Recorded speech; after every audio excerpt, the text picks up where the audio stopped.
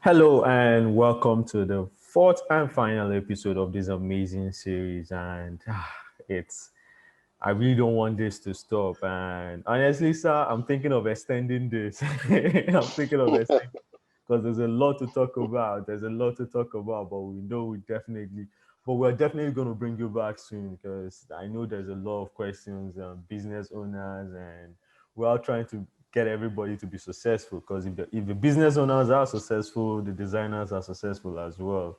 And I'm also True. talking money wise.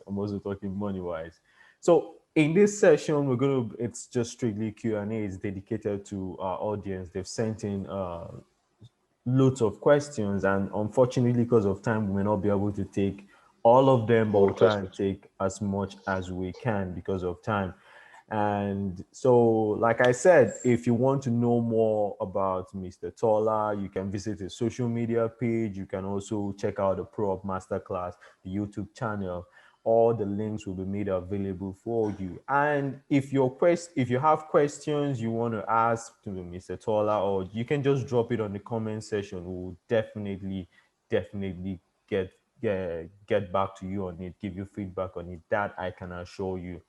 Now, so let's get this session started. So our first question is actually from Richard Agu. His name is Richard Agu, and he's asking, how do you move from simply designing to building a personal brand professionally?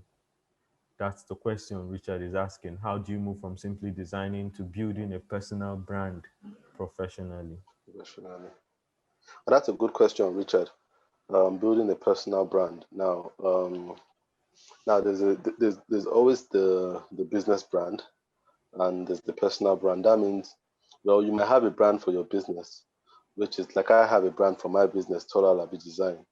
I have a brand called Pro Up Masterclass. I have a brand called Premium Mentoring. Um, for this brand, there's something I want people to remember about them. I want them to remember Tola Alabi as a very effective, very efficient design company that specializes in um, logo design, identity design, and branding. You understand? I want people to remember Premium Mentoring for being a platform that raises a new generation of designers that are forward thinking, are go getters, and are very successful. I want people to remember Prop Masterclass for a platform where you get value when it comes to design business in Africa and Nigeria. And then I have to think of what I want people to remember Tola Alabi for. And that's where a personal brand comes in. How do you want people to remember you? Now, if you want to build a personal brand, move from being a designer to being a personal brand, it means that you now have to start thinking less about the business aspect, which is how can I get clients to buy from me? How can I make a profit? A lot of times, a personal brand is built on connection. You understand? Who do you want to connect with? Who do you want to connect with you? You understand? So it must come to a place where people can say, you know what, I'm a designer. I've never done a design job with Richard before, or I'm not even a designer. I've never employed Richard before, but I like going to Richard's page because of the content he puts up, because I connect with him. You understand? So you must think of who do you want to connect with? Who do you want to connect with as a personal brand? Whose story aligns with yours? You understand? Who are the people who feel, oh, Richard understands me. He understands me as a person. And to build a personal brand, you can't be guarded. You can't be guarded. You can't be someone that is private and feels like if, oh, I can't share this. I can't share my vulnerabilities. I can't share my mistakes. I can't share my flaws. The people with the strongest personal brands are open. They live open lives. Not like if they let you know what's going on in their bedroom or what's going on in their house, but they are open with mistakes they are making or mistakes they have made. They are open with being vulnerable. They are open with saying, oh, I'm afraid of this, or I'm not perfect in this area, because that's what builds connection, that emotional attachment of this person understands my journey. So if you want to build a personal brand, you have to be put out content that is more than design, more than what you do as a business. It now has to be what your life is about. You have to let people know what your values are. You have to live your values. So if your values are faith-based, you have faith-based values. That means that you believe in God, you believe in heaven, you believe in hell, you believe in living a good life, you believe in life after death. Then you need to start putting out values like that, content like that shows what you believe in. If you believe in politics or you believe in good governance, then you can't restrict yourself to just saying come and do a logo with me, come and do a logo with me. You have to talk about what your dream is in terms of good politics, good governance, and what your passions are. You understand? So it has to be you being secure enough to talk to people about what you believe and what your fears are, what your insecurities are. And you realize that before you know, someone will align with you and just say, Richard is my guy. And you're their guy because you're not because you're a good designer, but because they kind of see your life and they see a little bit of them in you. So a good personal brand is one where people can see a little bit of them in you. And they can only see a little bit of them in you if you are open to showing them who you really are. Wow. So, Richard, I hope you're listening. So that answer was for you, and I trust he answered your question. And our next question is Sophia Enoch. Sophia Enoch is asking, okay, I would like to know in details more on logo concepts. She said in details. I don't know how. I don't know if the time will allow us to discuss logo concepts. Yeah, yeah, But yeah. I think she just want to know more on logo Logo. concept. Maybe if you can just spare a few minutes All and right. All right, Sophia. The thing is that it takes years to know all in detail about logo concepts. I don't know all in details about logo concepts. I'm knowing more and more every day. But one thing I'll let you know, the core of logo design or any design whatsoever is communication. If you want to be a good logo designer, you must learn to be able to communicate effectively. I know communication is two-way. You learn to talk, you learn to listen, take feedback, give advice. That's what it's all about. So you must be a good communicator. Logo design is not about, oh man, I want to try out this new font I just downloaded. You understand? Or try out this concept I just saw. It is you sitting down with a client and asking them what their values are, asking them what their inspiration is, asking them who their audience is. Where are you going with this brand? Then you going with that information to do some research about everything they've told you. It might be researched by what you read, it might be researched by what you think, it might be researched by what you see. You understand? So, but just go and do some research and come up with a solution to that person now, to that client's problem. Now, that solution might not be what's really it might not have exciting graphics that just feels like if that shows your technical skills to your peers, because that's a mistake a lot of designers make. We try to relieve to impress other designers, so we want other designers to say, oh, nice job, 100 likes from 100 designers. You don't need 100 likes from 100 designers. You need one like from one appreciative client that feels like if you solve their problem. If that is what you get, that is worth more than 1,000 likes from other designers. So it's not about impressing yourself or impressing other designers. It's about solving a problem. And you only solve a problem by communicating. So if you know how to communicate, that is 90% of the detail you would need to be an effective logo designer. All of that things is just go and learn how to use a software that allows you to be able to express what you think in your mind. So that might be Corel Draw, it might be Illustrator, it might be whatever software. I don't focus too much on software, but I would say just learn to communicate with the client. okay. So Sophia, hope you're hearing. Learn to communicate. Communication is king in this case. Now, our next question is from Ichipi Efe, and Ichipi, please forgive me if I didn't get the pronunciation correctly. How do we rebrand a media company that have some issues with clients over time? The funny thing that in our last episode we talked about rebranding. So, how do we rebrand a media company that have some issues with clients over time? Okay. Well, that question is pretty vague. It seems a little bit vague because number one, and I say rebranding must be intentional. So what is the issue they're having? Another what I told the person that whose question I answered the last question, communication. You are rebranding to solve a problem. You are designing to solve a problem. So what is that problem? What is that client problem they're having, that media company? Is it that the client is feeling when they bring advertisement to them, they don't advertise, or they are slandering them, or what? What is it?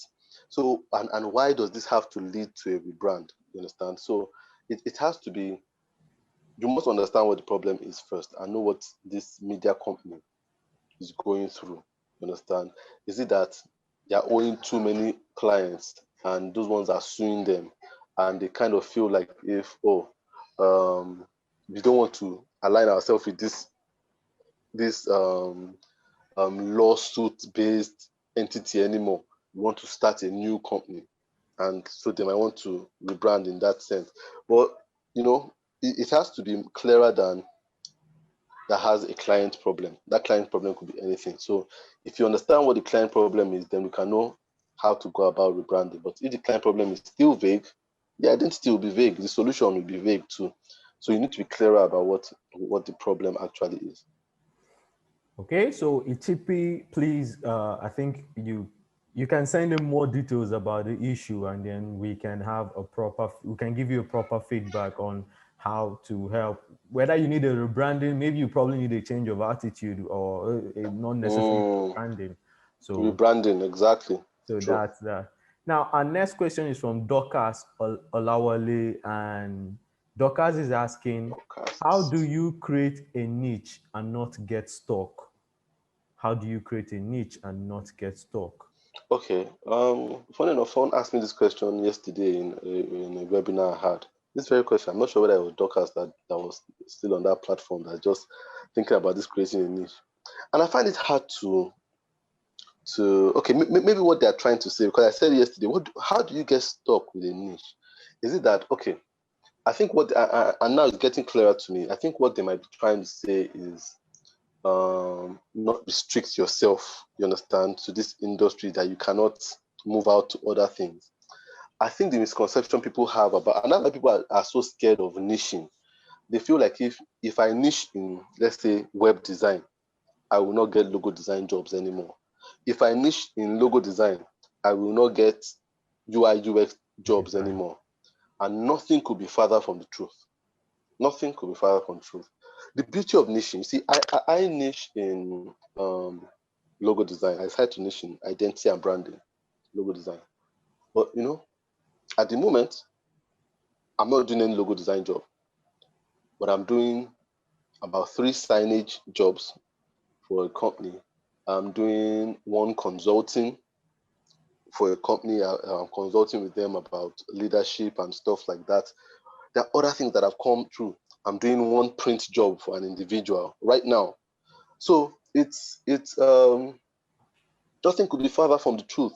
When you niche, you become an expert. And when you're an expert, it builds people's trust in you. So you see, what happened when I decided to niche in logo design is I started doing really good logos for people because I was doing logos day in, day out. And what happened from that is that the companies I did logos for were like, oh, Tola, we love this logo you did for us. Very amazing logo, very amazing identity. Do you do websites too? Do you do signages too?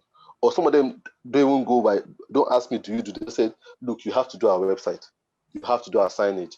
And that's how I now get to network with other people that do websites. And I now say, okay, you know what, I can do it. And I meet a designer that has also decided to niche in web design. And I tell the person, look, I have this client that needs me to do this. Bring your expertise here. Because the reason why the client is asking me to do this is because they see my expertise. So I want one else that is an expert. So I get work for that person too. So you can see that because clients have learned to trust me as an expert in one area, they feel I'm an expert in every other area. So when you niche, you realize that people will present you with more jobs than in other diverse areas, because they just feel like this guy that is so good in this, must be so good in this other It's thing something too. else. So you wouldn't get stuck. Trust me, if you niche, you will never get stuck. In fact, you see to open more doors for you as a creative. Okay, so Docker's niching actually opens more doors for you and not necessarily getting you stuck. Wow. So our next question, okay, actually this is three questions. I don't know if you Oh, three questions. three questions, and it's from Hassana Shuaibu. And Hassana is asking, okay, this is the first question. Do I read out the three questions and you at once, or I should take them one at a time? Can I say them one by one? Oh, okay, okay. So her first question is, what is the best social media platform to sell gift items? So I think Asana is a business owner that is into gift items. So she's asking the best social media platform to sell gift items. Okay. Well, I think I would say if you're selling gift items, people are moved by what they see. So it has to be a social media platform that allows you to easily upload photos as easily as possible, where people can go through. It's more like a gallery. So I'll think of something like Instagram. I'll think of something like Facebook, something that can really archive your stuff well. Twitter is more thought based, so you're writing more of your thoughts. It might not really work well for you because this is visual, and you might want somewhere where you can get feedback to, where people can easily ask you for the price of your stuff and tell you what they think about your stuff and stuff. So I would say very easily any platform. I wouldn't say something like Snapchat because Snapchat is here today, gone tomorrow. So it's Yeah. like no. So that would really work for you. You want something that when you someone might want to go to something you posted last year December. You understand? You want it to stay there. You understand? And Instagram is just beautiful for that. So I would say Instagram number one. I would say Facebook number two. Okay. I would say WhatsApp status number three. Why I would say WhatsApp status is because that place is full of people that you know already that have your contact for some reason. So trust might not be a big issue with them, unlike with Instagram and Facebook, where you are a stranger to people on your on your WhatsApp contact. You are not a stranger. They know you. For them to have you on their status, they've met with They you know you. one way or the other. So the trust you've already jumped that hurdle of trust. So Instagram, Facebook, WhatsApp. Okay. Her second question is, must one have a website or an online store to get more customers? Must one have a website or an online store to get more customers? Um, well, yeah. I feel when you say an online store, could it still be social media? If you're talking about an online store, I'm still thinking of a social media platform. Yes, it would be good to have it. If you have a website, even better. Because there's this thing that they say, don't go and build your mansion on rented land because it's always good to have that web presence where if tomorrow Instagram should implode and it could happen, it can happen. When how many years ago there was something called High Five, when before Facebook, High Five, it was the biggest thing then. Before you knew it, nobody's on High Five anymore. High Five has folded off, but it was the first social. Well, for me, it was the first. It was there before Facebook was so popular then. So you never know. You don't want to lose all your everything you've been building in terms of portfolio because of a company that a platform that you don't truly own. They're just renting it out to you. If Mark Zuckerberg should wake up tomorrow and say, I'm not interested in this thing anymore, he pulls the plug, then you've lost all your clients, you've lost all your photos, you've lost all your content. So a website is good. It's good to have a website. It will help you eventually as a backup. And then, all these social media platforms, they come up with different rules every day. Just say, okay, you know what? You should not post anything that is red again on Instagram. What can you do? You can't do anything. Zuckerberg Yeah. has said he doesn't like red anymore. It's his house. If you put red there, he will throw you out. But on your website, nobody's going to tell you not to put what you want to put up there. So it's good to have a website. I would advise if you can, please do.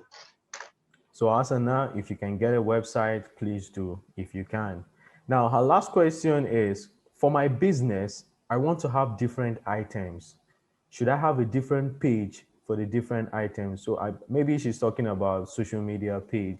Should I have a different page for the different items?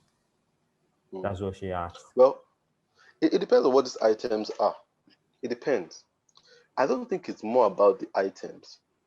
It's more about the classification of these items.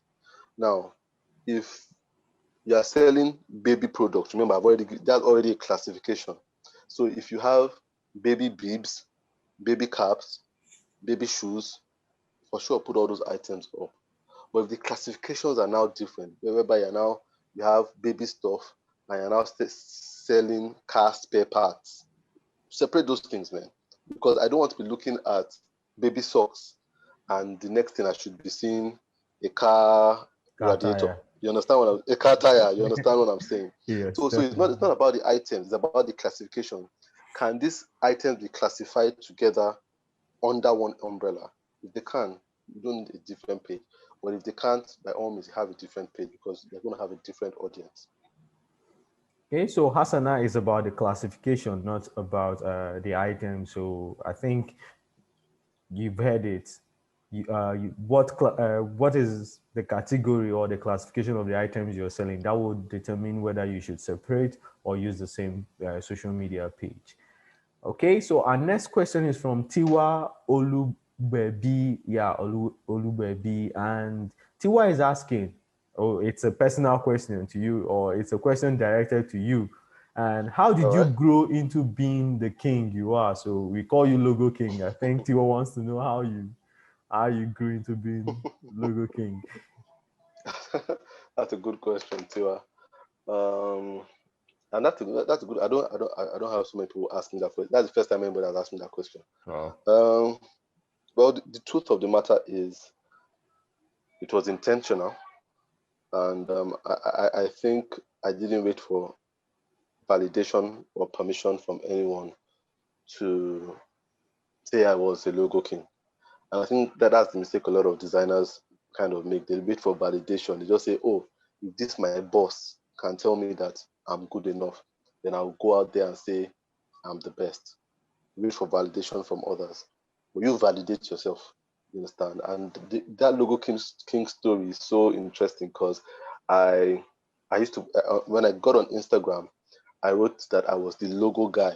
That's what I put there because I wanted people to remember me as the person they could go to for designing logos. But my wife kind of looked at it and said, and she told me, I saw that you put logo guy on your Instagram bio details. I said, yeah. I said, no, you're not the logo guy, you're the logo king. And I felt, man, that's too arrogant now. That people will say I'm being proud. I said, well, you might as well just put it out there because that's how I see you. And I feel that's how you should see yourself. And I was like, people are going to attack me for this thing.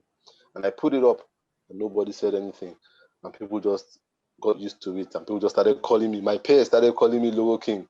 And you see, I just learned a lesson in business. There are only extremes. There's no humility. There's no middle line or let me be humble. You understand? You always say what you want to be.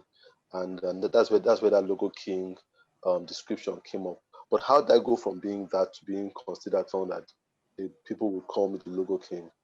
Is because I said it's intentional.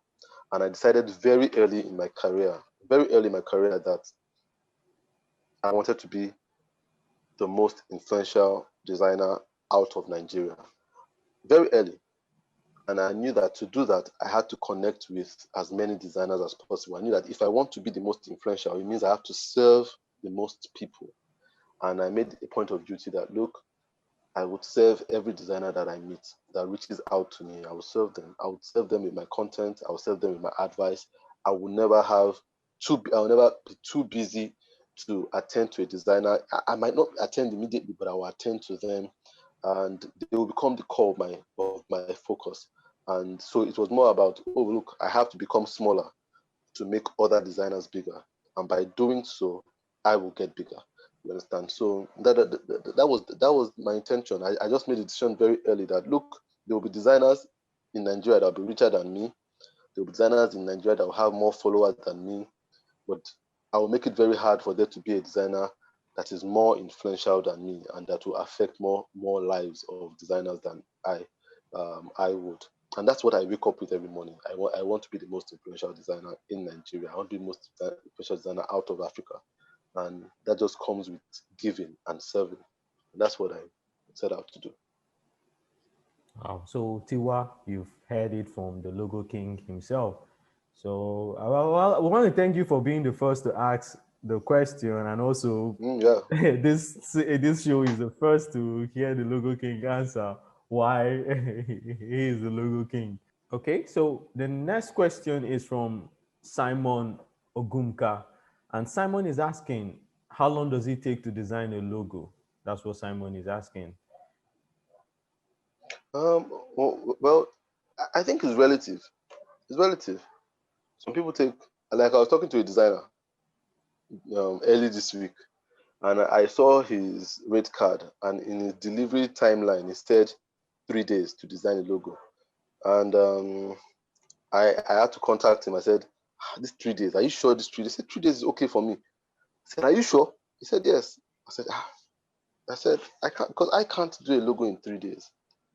It's very hard for me to do a logo." I said, "And you do all that research and talking with the client and coming up with ideas in 3 days."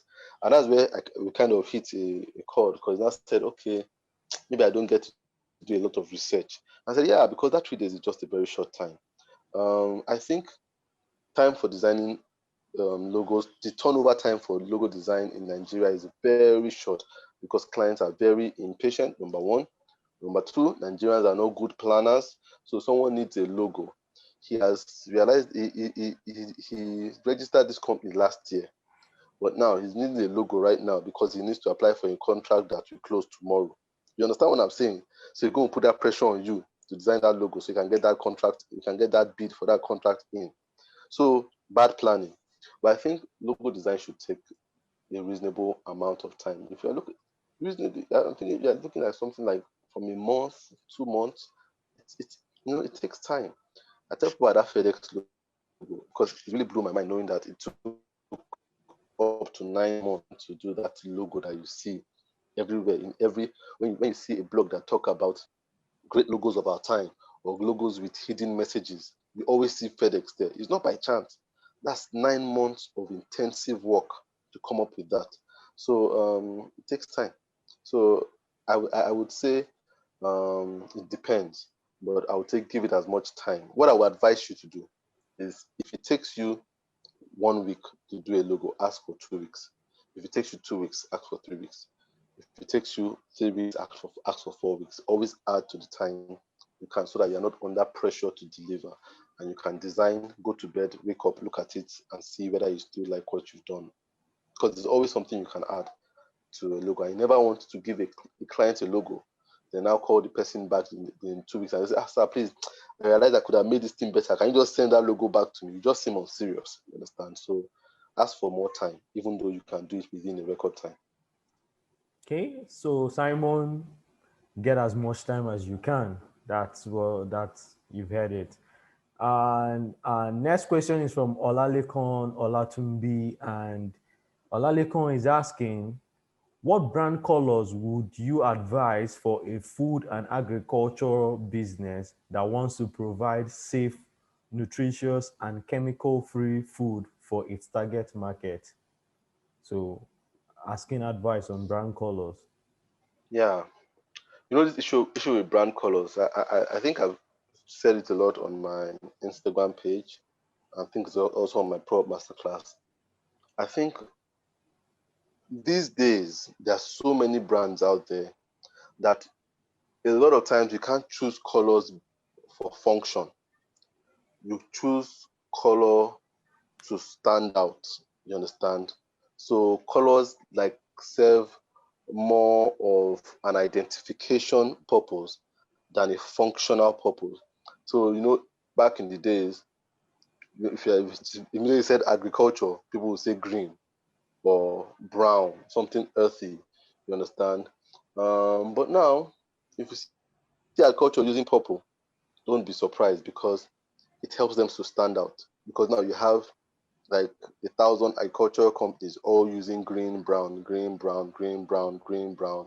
When the guy with the yellow, with the purple comes, he's going to stand out like a sore thumb. And standing out is what you need in branding. It's very important. Remember what I said about in our last session when I said that conversation starter is very important. So when people can say, an agricultural company, why are you using purple? That's already a beginning of a conversation. And then they Exactly. begin to remember you more. So I would say, look at the industry, look at their competitors, check out what the competitors are using, and try to go the other way. Try to go the other way, you understand? Just for the sake of standing out. That is how branding is done these days. Okay, Olalekon, just try and stand out. There is no brand color written on stone. Just try and stand Mm. out. Now, our next question is from Temitope Anthony Awi, and Temitope is asking, okay, okay, this is about Coral Draw. Now, why is Coral Draw looked down upon, even though it's as capable as Illustrator? That's a good question. I did a prop masterclass on this softwares I would recommend to designers. I did it about 2 years ago, and I I think think I I've can got remember. one of the most views on that video. At the same time, I've got most of my harshest reactions on that video, harshest comments. People, if you go to that video, many people insulted me. People say I don't know what I'm saying, stuff like that.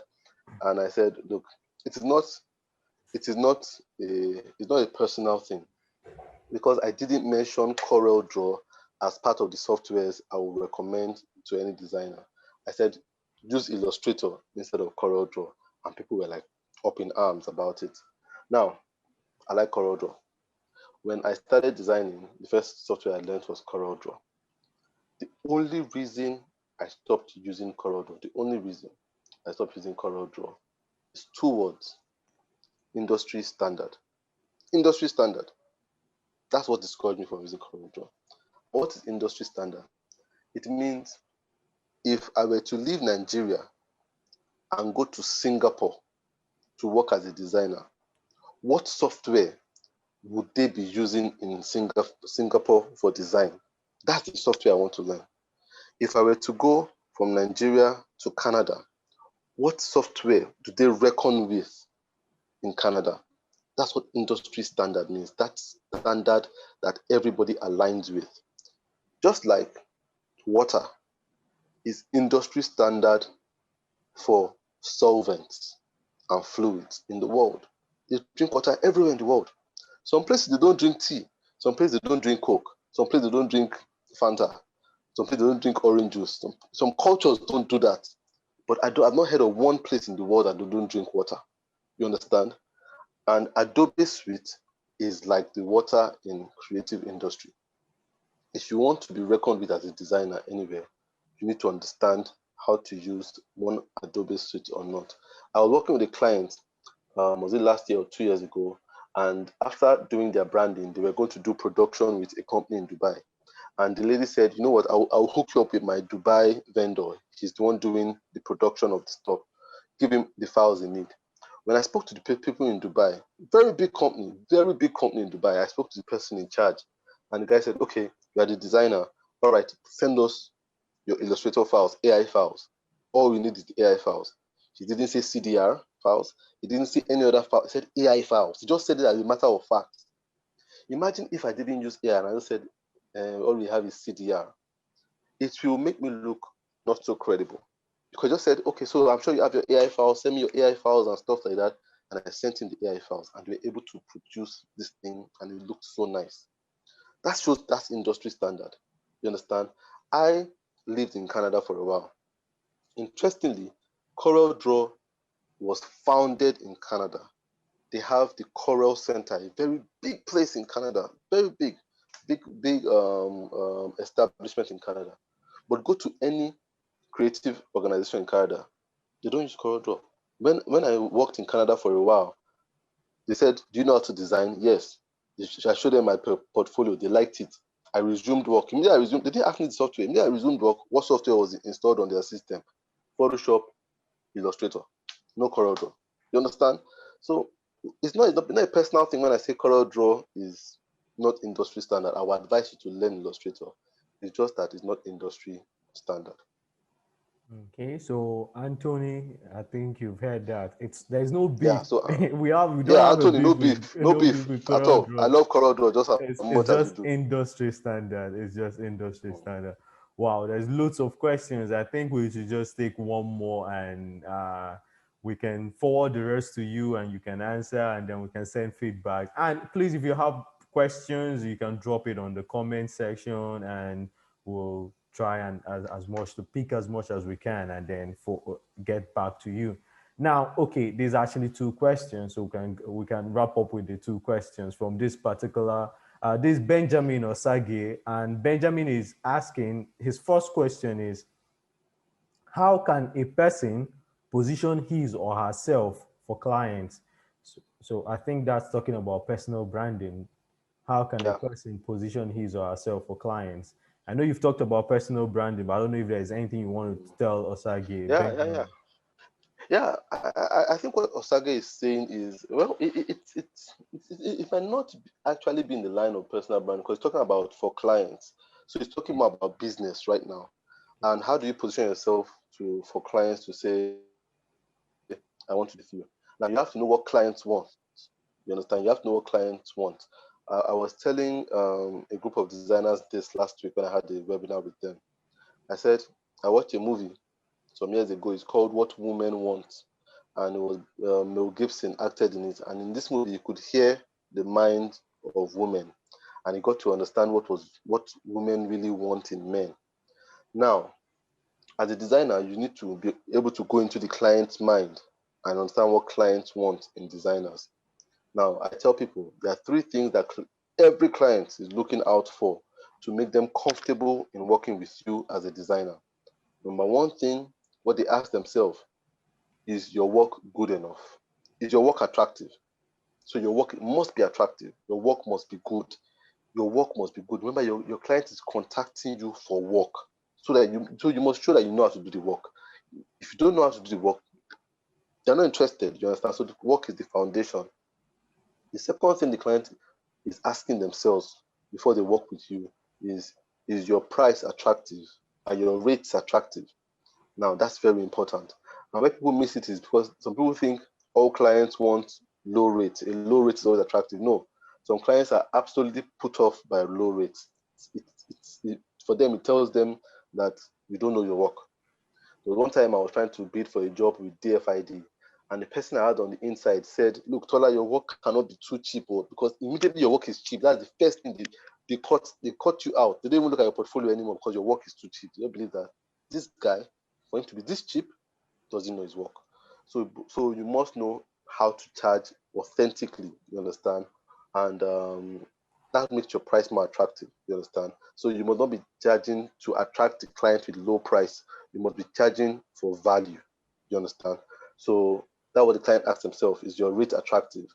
Number two, number three, the third thing the client always asks themselves to make you attractive to them is your personality attractive?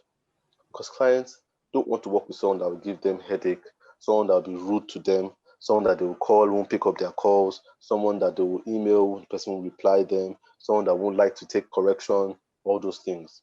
Clients don't like those kind of things. So they're looking for, do you have a good personality? Are you relatable? Are you friendly?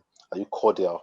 So those kind of things are very important. So three P's: your portfolio, your price, your personality. If you have those three boxes checked, then you can attract any client. Okay, so Benjamin, three P's. Make sure your three P's box are checked. Now, his second question, which is how can I attract clients for my brand? So I think it's part B of the same question. How can I attract clients for my brand? Hmm. Yeah, it's pretty much the same thing. I think it's asking the same question. How do you attract Yes. clients for the brand? It's just the same thing of working on those three P's. And one of the things I said in one of our sessions was repetition. You understand? Don't assume that you've said it once, the client will remember you in 2 weeks' time. No, the truth is, with the time you are saying it, the client might not need your service. You understand? So don't think because they've seen you that one time, when they need the service, they'll just remember, oh, Benjamin is there. No, you must say it every single time so that when the time they need it comes, it aligns with the time you are saying it. You understand? So the client doesn't it's not like, Benjamin, I should have called you. I just didn't remember you. You understand? So you must be repetitive.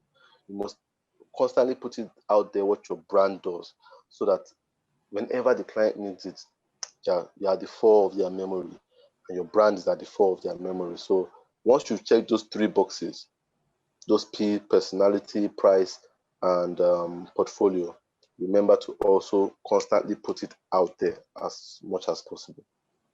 Wow, wow. Well, thank you very much. That's the last question. Unfortunately, we have to go, and we appreciate you for it's been 4 amazing sessions, and I'm pretty sure the audience will attest to that. And I'll just have one personal question. Hope you will All come right. back next time. By all means, by all I means, hope by you'll all come means. back next time because I Yes, am pretty definitely. sure that we'll have loads on loads of questions for you because people will want to know more. People want to ask more. So hope you will come back and thank you for saying definitely. So guys, that's a wrap on Let's Talk Branding with the Logo King. And just like you've heard, we might have a sequel to this series. Yeah, we might have another. There'll be a season 2. This is just a season 1. Definitely. I'm pretty sure you've enjoy yourself. You've for those who we answer their questions, I'm pretty sure you know more now. And thank you very much, Mr. Tola Alabi. And I'll always say, like I keep saying, please, it's if you are interested in moving your business forward, go to his prop masterclass. It's not just for designers. It's not if you're a business owner, you will find that channel like very, very efficient and effective for you to succeed as a business owner. And then you can follow, of course, Creative Ferry and also follow me on my works. And also, we run a brand identity design course. Like, if you want to know more, like the lady, I think Dorcas that asks more on logo concepts, we can take you on a more in-depth knowledge on about logos and all. So till we'll meet again, maybe on our season 2. Goodbye and thank you very much for joining us. See you all later. Bye.